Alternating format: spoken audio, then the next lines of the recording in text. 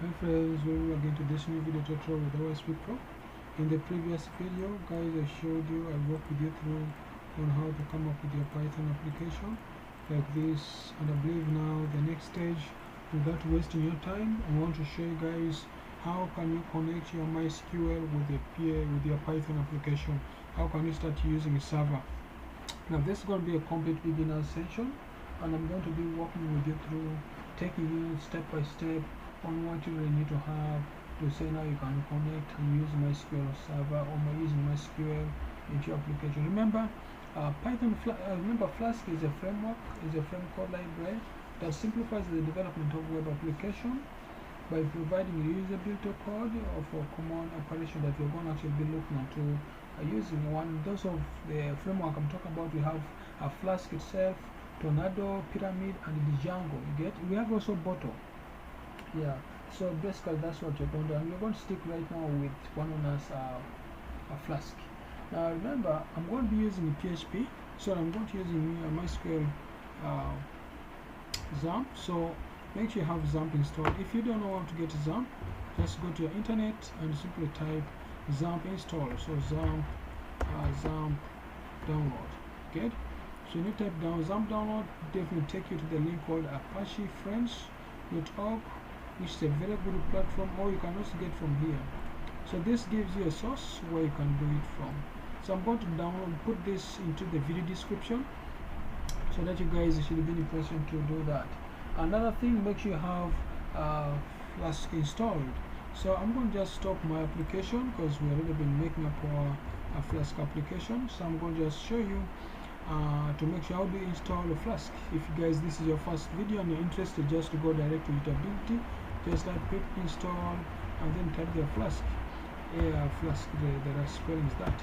So if you hit enter, if you click and type enter, you should be in a position to have Flask downloaded on your PC.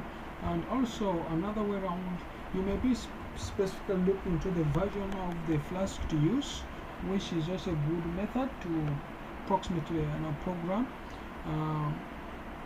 You need to download a virtual environment, like say pip install one as virtual environment, like so.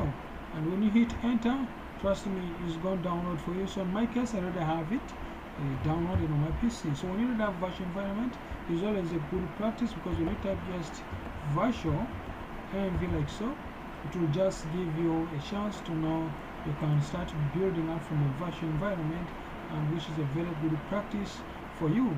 Like on this video, we're going to be using up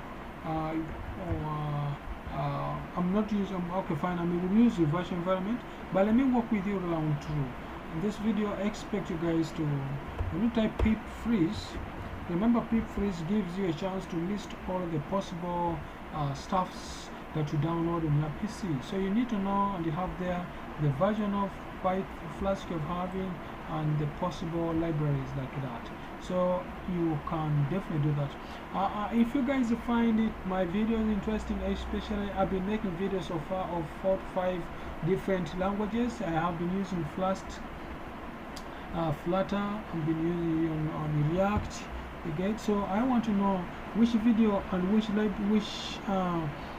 which of those ones would you like me to proceed in making for you more videos on, so that you know. So just tell me if you find it's okay. So I expect you guys to have this download and installation setup into your PC. If you want to install MySQL, just say pip install MySQL. So MySQL like so. So when you hit enter, you should have MySQL. You should also type maybe pip MySQL. This is also another version, which if you do that, you should have MySQL installed on your PC. So just make sure that the next time when you type pip freeze, you should have at least MySQL downloaded down in your PC. So that's good to go, guys. Let's stream to the next video, which I'm going to be showing you guys how to come up with and start making up your application and connection to the MySQL. Thank you.